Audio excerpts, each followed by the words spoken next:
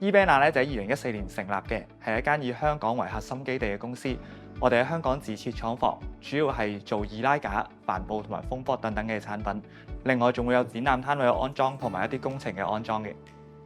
我哋係一個好傳統嘅行業啦，咁我哋對人力資源需求都好大嘅。咁但係始終而家嘅市場環境令到我哋好難有足夠嘅人手去應付我哋嘅需求，因為我哋都想保持住 eBanner 核心價值，就喺香港工場做生產。咁所以我哋就要諗辦法幫佢做一個轉型，做一啲自動化同埋有效率嘅方法。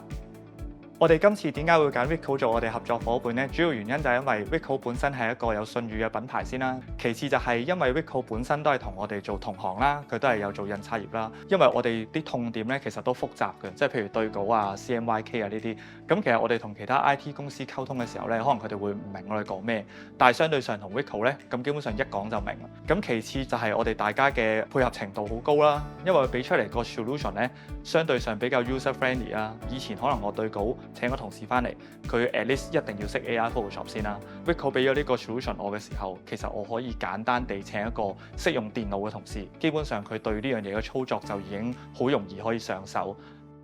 Ricoh 今次就為我哋提供咗一個 AI 嘅稿件診斷 solution 啦。咁呢個 solution 就可以幫我哋對晒每一個客人所落單嘅稿件，由佢顏色準唔準啦、尺寸準唔準啦，或者圖像有冇問題等等。由以往咧，我哋同事可能會對一個稿佢需要2至3分鐘，但係 Ricoh 呢個 solution 咧就可以幫我哋用30秒咧就已經可以處理好晒所有嘢，而且仲可以將 output file 直接擺上工場添。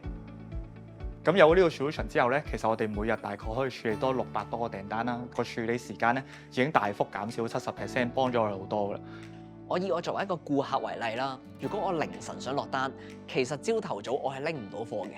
咁但係而家喺 AI 嘅幫助底下，令員工朝頭早翻到嚟嘅時候，即刻檢查到嘅文件，幫佢印刷，可能朝頭早晏晝就做到取貨嘅效果。咁其次最重要就係佢可以24/7運作啦。其實我哋以往嘅數據話俾我哋知，凌晨都好多客落單嘅，但係我哋凌晨一直都冇人對稿。咁有呢個 solution 之後，就可以大幅提升我哋夜間工場嘅生產力啦。因為用機器去對就會精準過人好多。咁基本上我哋就可以更快、更有效率咁提早將個稿交俾工場做生產。咁呢個 AI solution 咧都 inspire 咗我哋好多嘅。舉例就好似隧道口咁樣啦。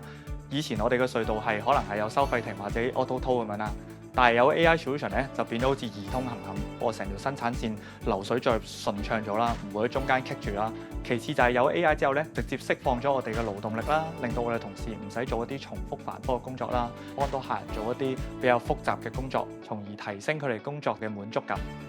Ricoh 最令我深刻嘅地方咧，就係佢哋嗰個 face by face 嘅處理手法。因為咧，其他公司咧可能一開頭都會講一個天價，跟住同你講一個完美嘅解決方案。但係 Ricoh 佢有一個做住改嘅心態，即係我哋可以一路做住一路改。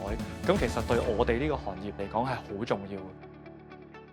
喺未來發展方面咧，其實我哋一直以嚟個痛點咧都係好難揾到我哋一啲 potential 嘅 customer，因為佢哋大部分都係 agent 啦，未必願意透露太多資訊俾我哋啦。我哋希望用 AI 更加精準咁幫我哋揾到我哋嘅潛在客戶啦，嘗試下分析每一個稿，去定義翻嗰個客究竟係邊類型嘅客啦。例如，原來知道個客咧不停落嘅稿咧都係同展覽相關嘅，咁基本上我就可以喺每個展覽會之前制定呢啲策略，去發放一啲推廣信息俾佢哋咯，咁令到我哋可以做到更精準嘅行銷同推廣。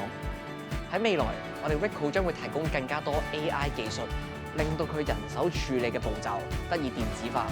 提升佢哋嘅效率，令到 eBanner 可以持續領先市場。